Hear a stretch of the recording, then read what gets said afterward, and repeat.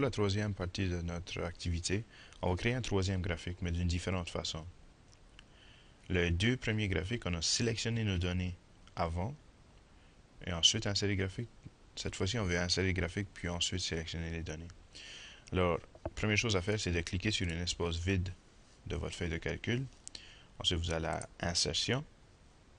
On va aller à Autre graphique cette fois-ci et on va sélectionner Anneau éclaté. Vous voyez qu'il vous donne une fenêtre ici, mais elle est vide. Il n'y a aucun graphique parce qu'on n'a pas sélectionné de données. Alors, faites certain que votre graphique est sélectionné. Allez dans l'onglet Création et ensuite allez à Sélectionner les données. Vous voyez une petite fenêtre qui apparaît. Maintenant, ici, dans la section gauche, vous avez Entrée de légende. Alors, c'est des séries. Alors, on va ajouter notre série. Nous autres, on veut faire le graphique. On veut, dans ce graphique ici, les notes des tests et du travail majeur d'un seul élève.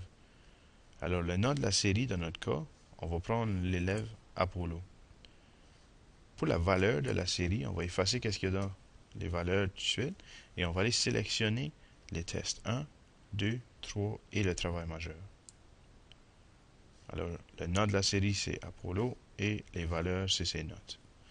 Vous voyez déjà que le graphique en arrière a été créé. Je vais mettre OK.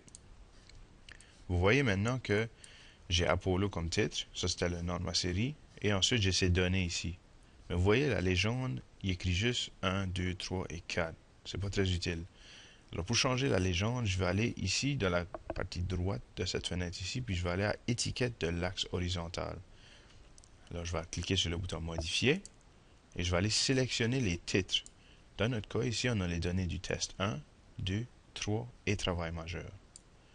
Vous voyez que déjà la légende a été modifiée. J'appuie sur OK et ensuite j'ai terminé la sélection de mes données. Alors je pèse OK. Ensuite j'ai mon graphique. Maintenant, je vais ajouter la valeur de chaque test.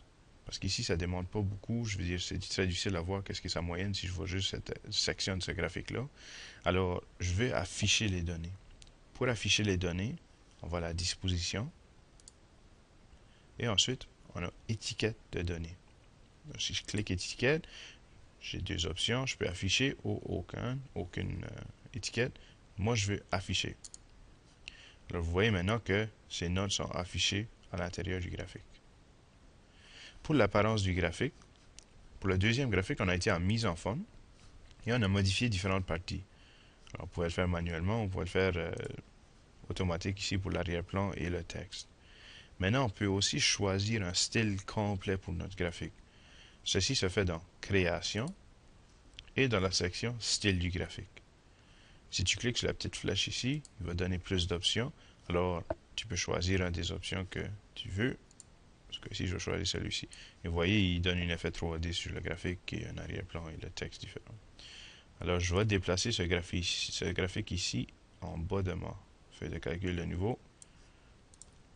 Et l'activité est terminée.